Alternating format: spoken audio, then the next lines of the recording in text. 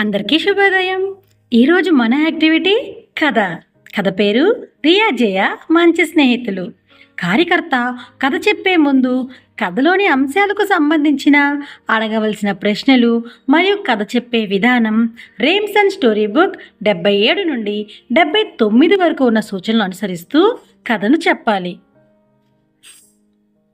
అంగన్వాడీ కార్యకర్తకు సూచనలు.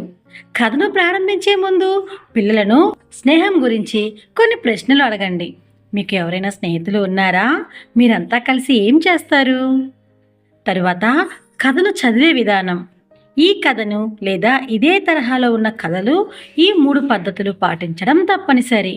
ఇప్పుడు కథలోకి వెళ్దామా? రియా మరియు జయ మంచి స్నేహితులు.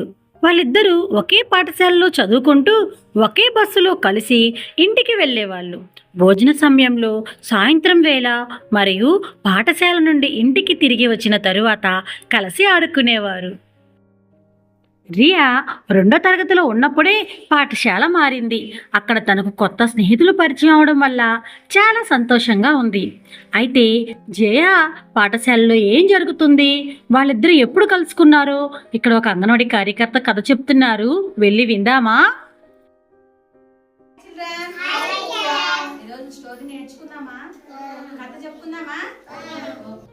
ఈరోజు మనము కథ నువ్వు నా మంచి నేస్తం, నువ్వు నా మంచి నేస్తం. నేస్తం అంటే మన స్నేహం. మీకు స్నేహితులు ఉన్నారా? హరిప్రియ నీ ఫ్రెండ్ ఎవరు? జయవర్ధన్. మహిళ నీ ఫ్రెండ్ ఎవరు? ఈషు. Very good. ఇప్పుడు కథలో వచ్చేసి ఇక్కడ రియా, ఈడ జయ. రియా జయ వీళ్ళిద్దరూ మంచి స్నేహితులు. వీళ్ళిద్దరూ కలిసి రోజు పాఠశాలకి బస్సులో వెళ్ళేవాళ్ళు. ఏమిట్లో వెళ్ళేవాళ్ళు? ఏముంది? బస్సు. రోజు బస్సులో వెళ్ళేవాళ్ళు. వీళ్ళు స్నేహితులు కదా ఇద్దరు. బస్సులో ఒకే బస్సులో కలిసి ఇంటికి వెళ్ళి వాళ్ళు భోజనం సమయంలో, సాయంత్రం వేళ పాఠశాల నుంచి ఇంటికి వచ్చిన తర్వాత కలిసి ఆడుకునే వాళ్ళు. ఇప్పుడు స్కూల్లో చదువుకుంటారు కలిసి, మళ్ళీ ఇంటికి వచ్చినా కానీ కలిసి ఆడుకుంటారు. చూడండి ఫ్రెండ్స్ అంతా ఆడుకుంటున్నారా? స్కూల్లో కానీ ఆడుకుంటారు కదా.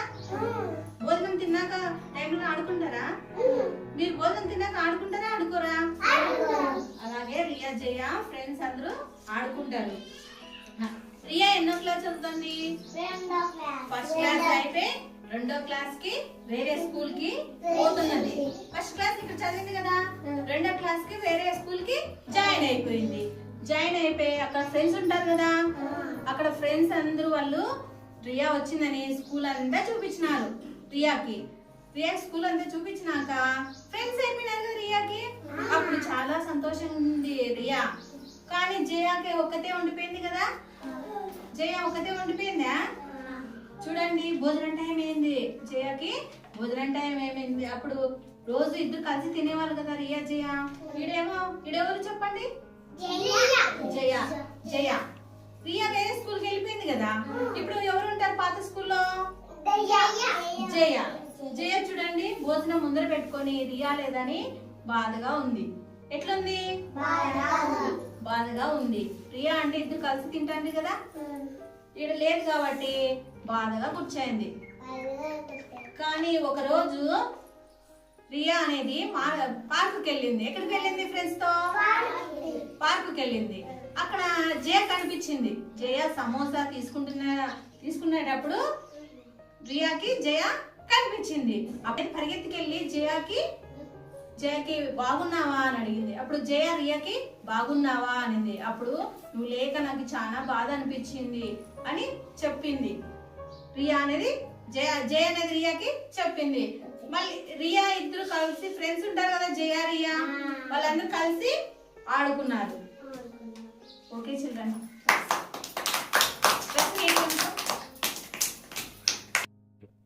రియా జయ కథ చాలా బాగుంది కదా.